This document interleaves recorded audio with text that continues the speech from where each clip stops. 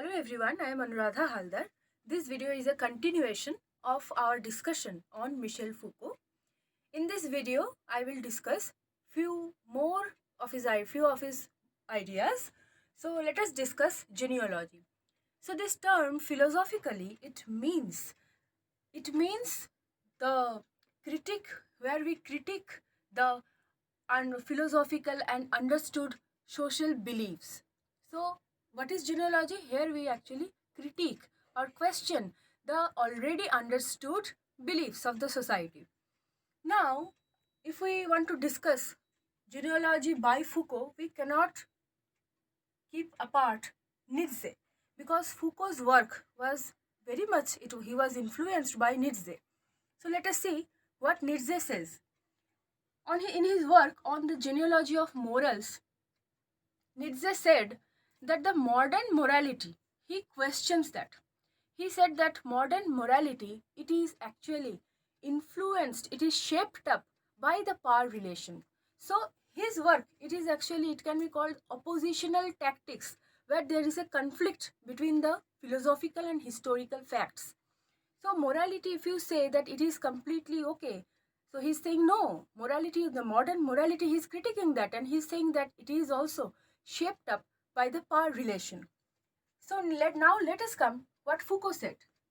He is saying that here we'll read about counter history. Now what is counter history? So genealogy have understood where we are critiquing the commonly said and understood beliefs. So counter history means we will not read about a person only.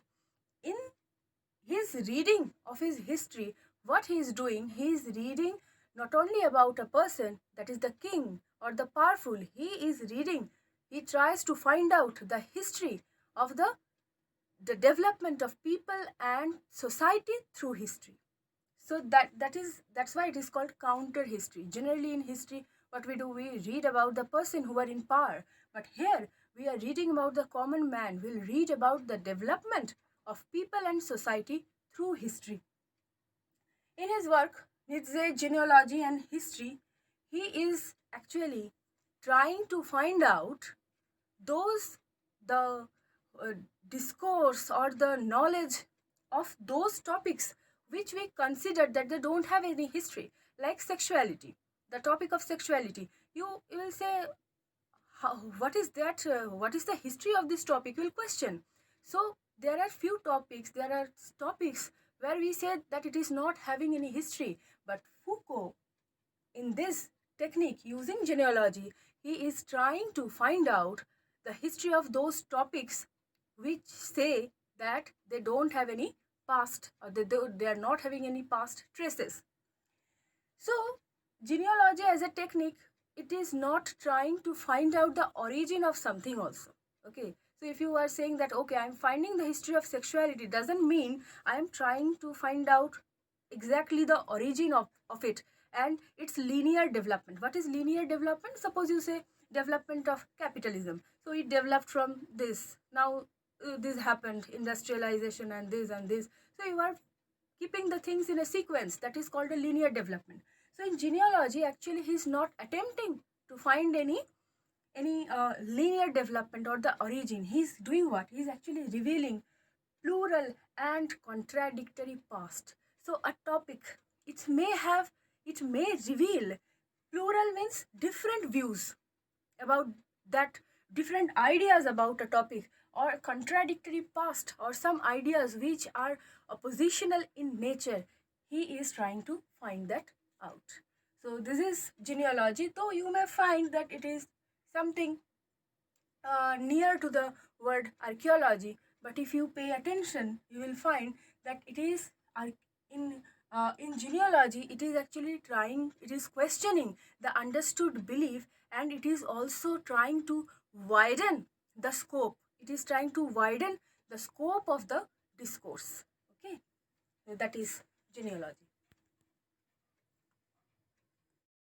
Though the terms archaeology and genealogy are similar, in archaeology it is a treatise on the methodology and historiography, where we find about the systems of thought and the discursive formations. Means what we are today, we are trying to know that.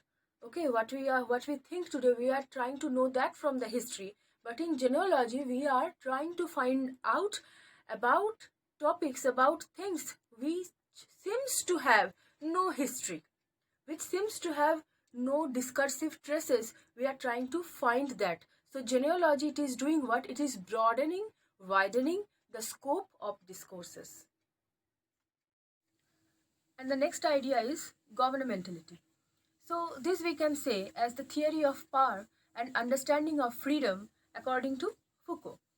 He developed this idea in the later years of his life during the 1970s and 1980s.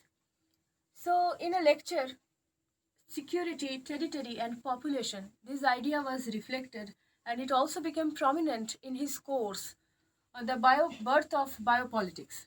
So let us understand, if you see, common sense says what? That governmentality is the art of government. How the state governs its subjects. But in a wider sense, this is the meaning, but it is not limited to state politics alone. So if you say, what is governmentality? That can be called as the art, how the state governs, but it is not only limited to the state politics. It is uh, it is the control techniques in neoliberal governments. You can say that it is the control techniques.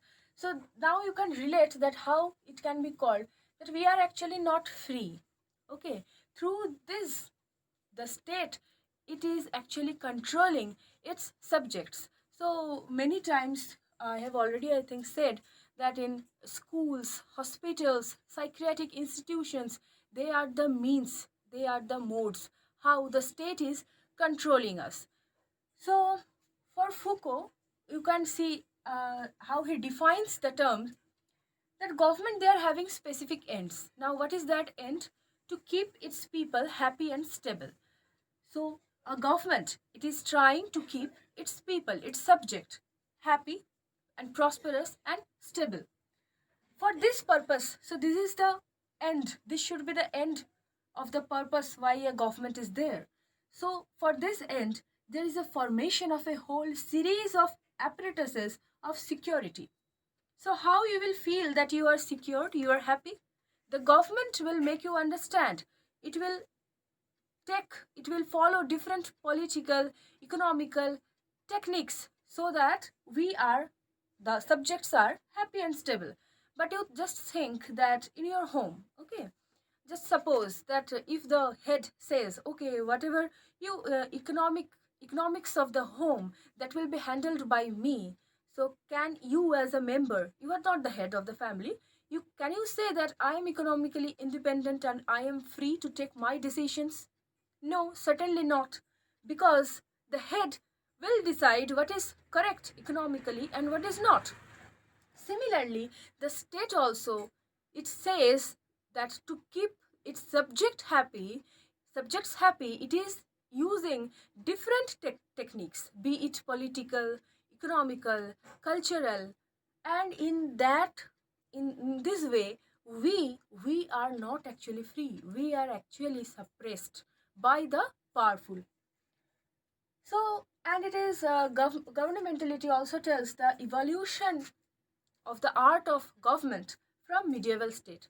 What was the role of the government in the medieval state? The king, he used to think that okay, the people in my territory, I have to keep them happy or whatever.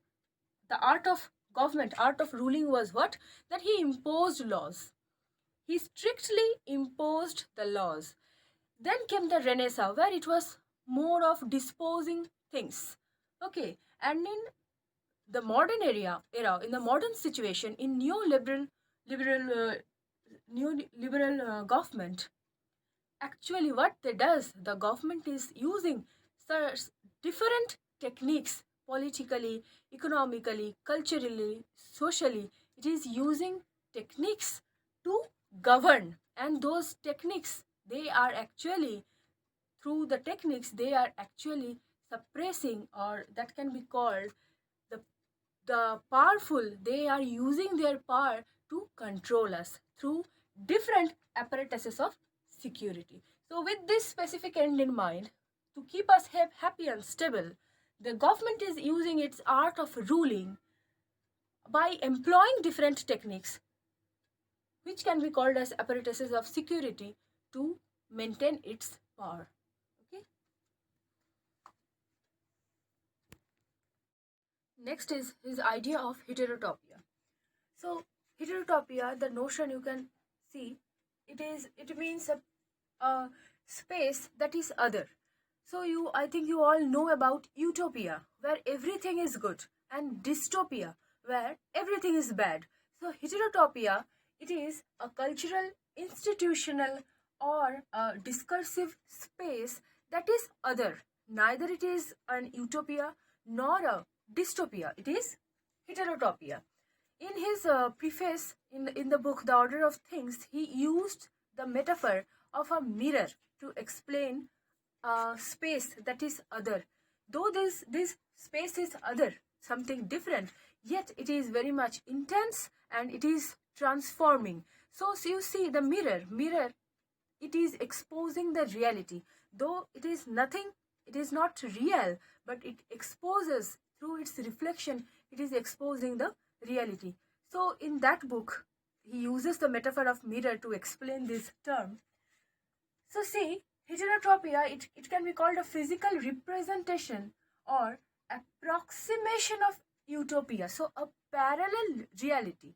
Okay, for example, the parallel space like the prison, where all the undesirable bodies, they are kept. That is a place, that is a space which is something different and other, where the undesirable bodies, they are placed so that a society can be a utopia. So it can be that approximation of utopia.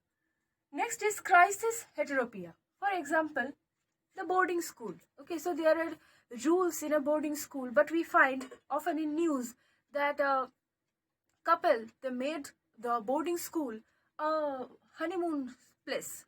So it is this boarding school, it becomes a heterotopia for the individuals who are in crisis.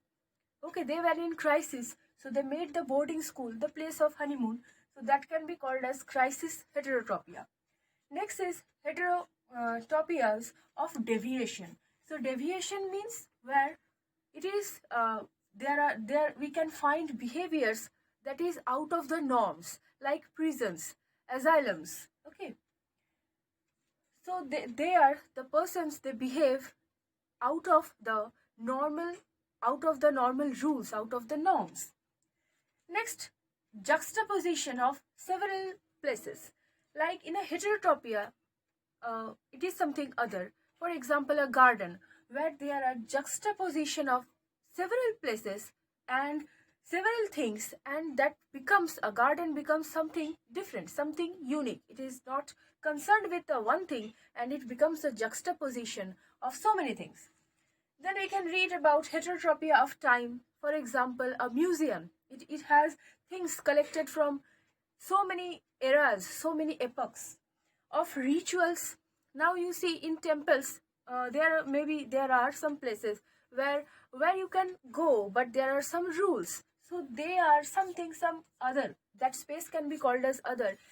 Though that place is accessible, you can go there, but it is not as accessible as a public space. Okay, the way we can move on road in a temple, maybe there are some rules.